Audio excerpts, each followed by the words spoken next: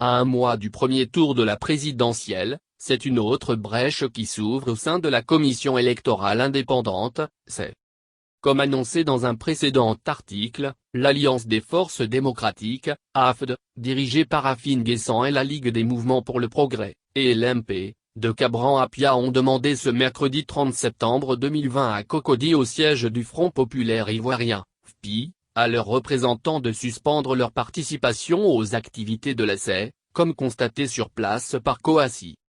Ainsi Alain Dogou de l'AFD et Yapi Yapo de la LMP sont appelés à ne plus participer aux activités de l'institution en charge des élections, jusqu'à nouvel ordre.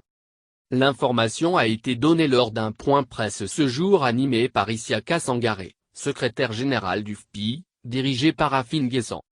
Le secrétaire général de la branche du FPI que dirige Afi est revenu sur plusieurs points de blocage lors des négociations entamées avec le gouvernement ivoirien sur les conditions générales des élections qui les ont poussés à prendre cette décision.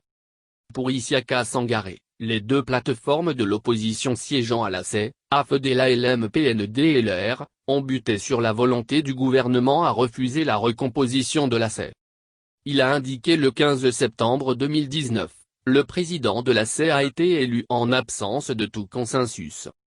Pour Isiaka Sangaré, si 97% des postes au sein des commissions électorales locales, celles, étaient occupés en Côte d'Ivoire et à l'étranger par le parti au pouvoir, le RHDP, force est de constater après le refus des deux plateformes de prendre part aux activités de la CE que le parti présidentiel occupe aujourd'hui 100% des postes au sein de l'institution électorale.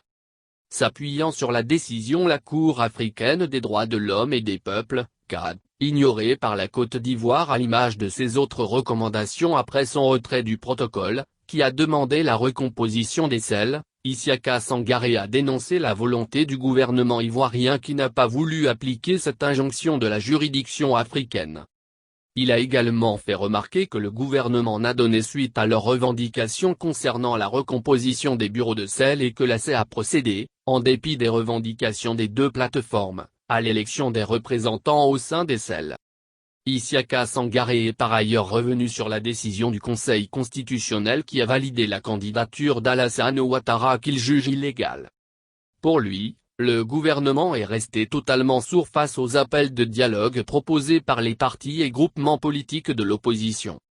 Alors que de nombreux observateurs s'entendent sur le fait d'une présidentielle sans enjeu véritable depuis le décès d'Amadou Gon et le retour du puissant Alassane Ouattara et sur une possible fuite en avant d'opposants pas prêts à affronter le chef de l'État sortant, les deux plateformes, la LMP et l'AFD, après les échecs des appels à marcher et à la désobéissance civile, ont tenté autre chose et, par conséquent, demandé cette fois-ci à leurs représentants de ne plus participer aux activités de la CE.